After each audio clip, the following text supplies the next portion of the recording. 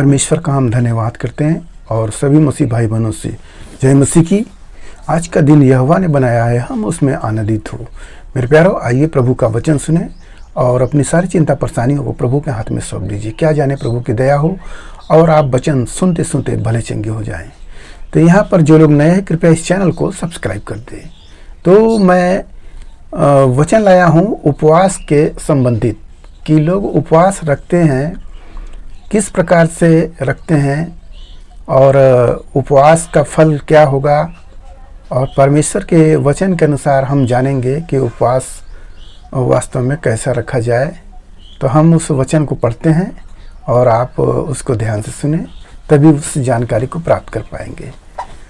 तो यहाँ पर मैं यशाया अध्याय 58 और वचन 3, वे कहते हैं, क्या कारण है कि हमने तो उपवास रखा परंतु तूने इसकी सुधि नहीं ली, हमने दुख उठाया परंतु तूने कुछ ध्यान नहीं दिया। सुनो, उपवास के दिन तुम अपनी ही इच्छा पूरी करते हो और अपने सेवकों से कठिन कामों को कराते हो। आमीन।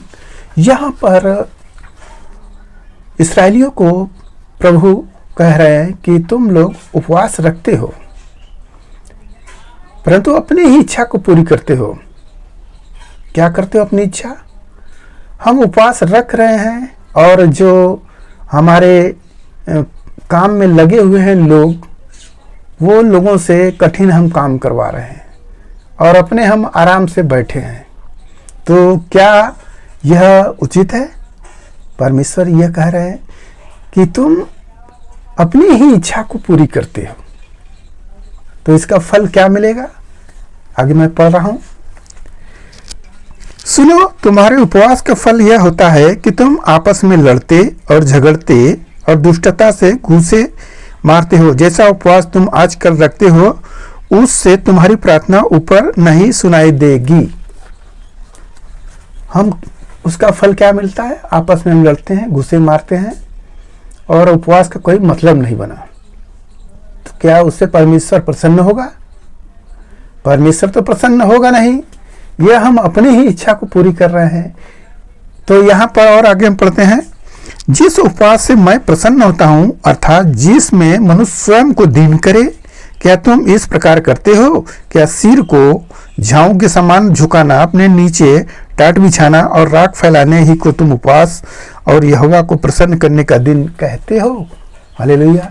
मेरे प्यारों, यहाँ उपवास के बारे में एकदम बताया गया है कि परमेश्वर क्या कह रहे हैं कि तुम केवल अपनी ही इच्छा पूरी करते हो उपवास में। और कुछ लोग उपवास करते हैं, अच्छे अच्छे फल खाते हैं, नाम लेते हैं परमेश्वर का और अपना पेट भरते रहते हैं अच्छे अच्छे फलों से। हमें ऐसा नहीं करना चाहिए। हमें परमेश्वर के वचन के अनुसार अपने आप को दीन करना चाहिए। और जैसे हम दीन बने हैं तो दूसरे से हम काम न ले। जो हमारे यहाँ काम करने वाले लोग हैं, उस दिन अवकाश करें, परमेश्वर के लिए विश्राम करें। अपने जैसे शरीर को दुख उठा रहे हैं तो दूसरे को हम दुख उठाने न दें। हालेलुया। तो हमें दुख उठाना है, नम्र दीन बनना है और परमेश्वर के लायक वचन के अनुसार अपने आप को बनाना है। तब परमेश्वर हमें आशीष देगा। मेरे प्यारों, आज के इस वचन से हमें यह मिला कि परमेश्वर किस से प्रसन्न होते हैं? उपवास से ज़्यादा उनके वचनों से। हम जब उनके वचनों के अनुसार अपने आप को जीवन बिताते हैं तो परमेश्वर हमारा हमसे प्रसन्न होता है। हालेलुया।